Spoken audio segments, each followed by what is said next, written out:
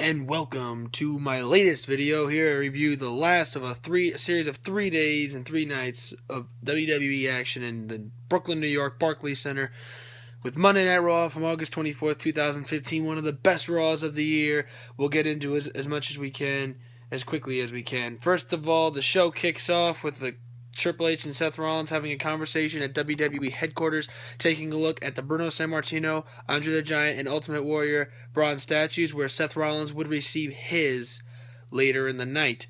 And at the end of the show, we also saw Brock Lesnar come out, demanding to have a fight with The Undertaker. Bo Dallas would come out, and Bo would go to Suplex City with 4 suplexes and an F5, and Brock left him laying there.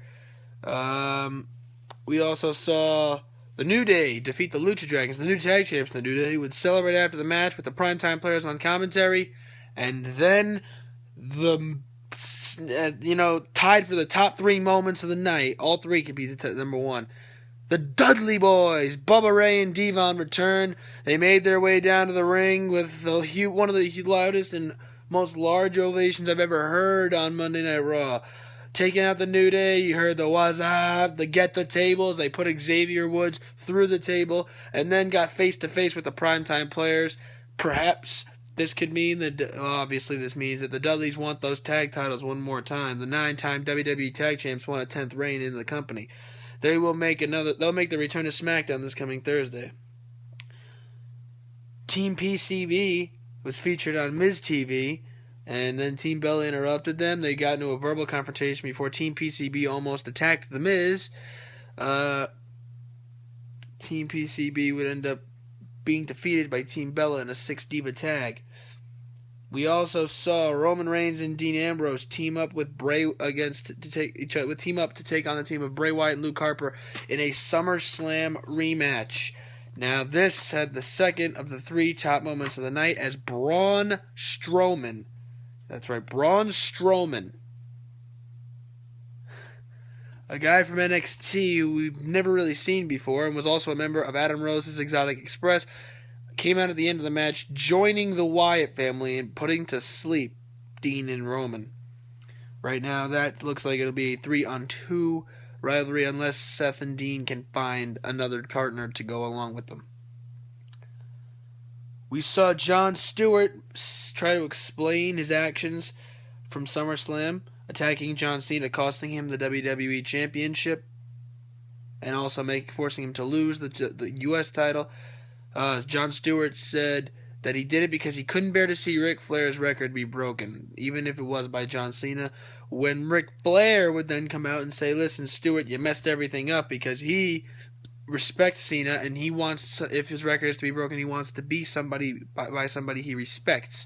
And Stewart was all upset about it, saying, I'm sorry, I didn't know, I just couldn't think of it happening. And then John Cena came out, and he said, look, I understand what you did, I understand why you wouldn't want to see this man's record broken, because he is one of the all-time greats, but you have to understand that you cost me the U.S. title, and now it's in the hands of the Authority. The symbol of excellence that I had been using it for is now just thrown to waste because of what you did last night, blah, blah, blah. Cena saying continuous things along the lines of that before eventually hitting Jon Stewart with the attitude adjustment.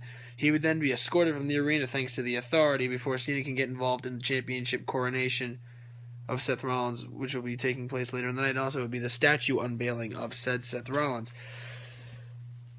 We also had Randy Orton, Cesaro, Ryback, and Dolph Ziggler take on Kevin Owens, Rusev, Sheamus, and The Big Show in a massive post-SummerSlam kind of cap-off, where Orton, Ziggler, Cesaro, and Ryback would get the win, and then because of miscommunication between Sheamus and Big Show, where Big Show would accidentally knock out Sheamus would be pinned.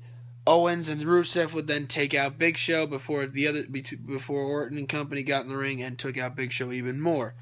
And then the end of the night, it was labeled as the first ever WWE World Heavyweight and United States Champion, as Seth Rollins was due to get his trophy, his bronze trophy, and after having a long-winded promo and his monologuing, and they were ready to raise the curtain, and when the curtain came up, the third big moment of the night, That's right. The man they call Sting, the icon, the franchise, was standing there instead of Seth Rollins' trophy, and Sting would then lead to take out Rollins and hold up the WWE World Title. And it's official on a WWE Network exclusive interview with Triple H, Stephanie McMahon, and Seth Rollins as after Raw went off the air. Triple H making it official at SummerSlam. At Night of Champions, 4 weeks from this past Sunday. Seth Rollins will defend his WWE World Title at Night of Champions against Sting.